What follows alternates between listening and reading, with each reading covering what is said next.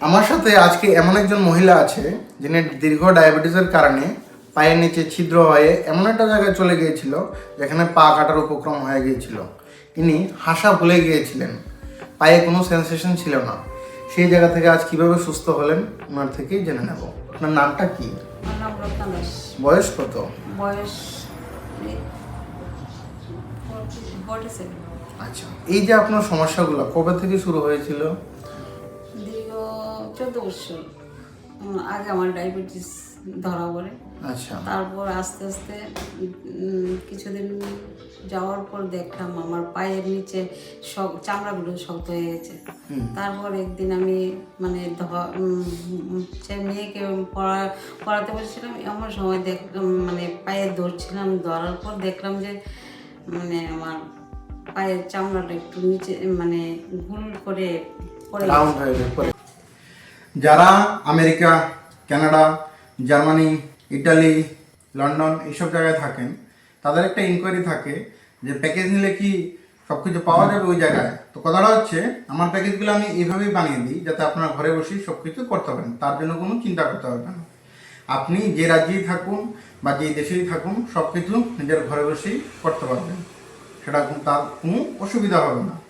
আর যাদের অ্যাপয়েন্টমেন্ট লাগে তারা শুধু হোয়াটসঅ্যাপ করবেন, যে নাম্বার দেওয়া থাকে।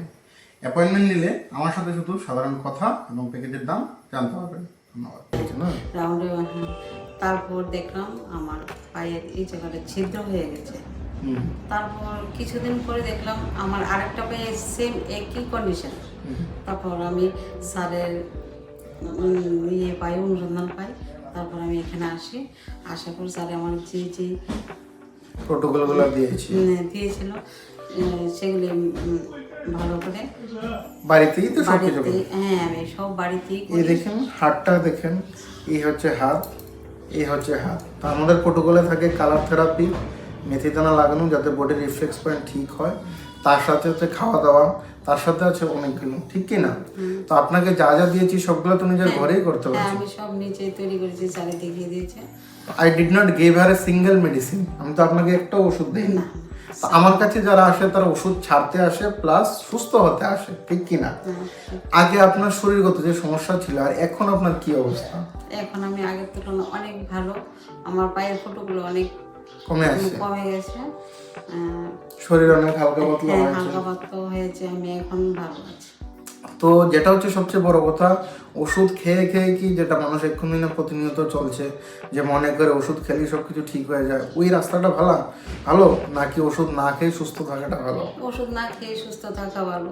আর এমন কি কোনো কাজ দিয়েছি যেটা আপনি বাড়িতে এমনভাবেই করতে হয় যে কাজকর্ম বাদ দিয়ে সব কিছু? না, আমি কাজ ঠিক রেখে আমি স্যার যে নিয়মগুলি দিয়েছে আমি এগুলি কন্টিনিউ করি, তাতে আমি অনেকটা সুস্থ হয়ে গেছি। আর যেটা আমি ডায়াবেটিসের ক্ষেত্রে সবসময় বলি যে ওষুধ খেয়ে রিডিংটাকে নর্মাল রাখলে হবে না, অ্যাকচুয়ালি ডায়াবেটিসকে রিভার্স করতে হবে। এনার যদি ডায়াবেটিস রিভার্স না হতো পায়ের ঘা কখনো শুকাতো না, ওটা প্রশ্নই ওঠে না। তো যেটা ন্যাচারাল ওয়েতে হয়েছে সেটা হচ্ছে কি সবচেয়ে ভালো, ডায়াবেটিসকে রিভার্স করে রাখতে হয় ওষুধপত্র ছাড়া, তাহলে আপনি সুস্থভাবে জীবনযাপন করতে চাইবেন। তো আপনি ডায়াবেটিস যারা আছে বা এই ধরনের সমস্যা আছে তাদের উদ্দেশ্যে কী বলতে চান? আমি চাই আমি যেভাবে সুস্থ আছেন, যে ওষুধ মুক্ত জীবনযাপন করাটা ভালো না ওষুধ দিয়েই চলাটা ভালো? এতে ওষুধ মুক্ত জীবনযাপনই ভালো। আমি এটাই বলবো যে আমি যেভাবে সুস্থ হয়েছি, যদি কেউ এভাবে সুস্থ থাকে স্যারের কাছে আসুন, স্যারের সঙ্গে কথা বলুন।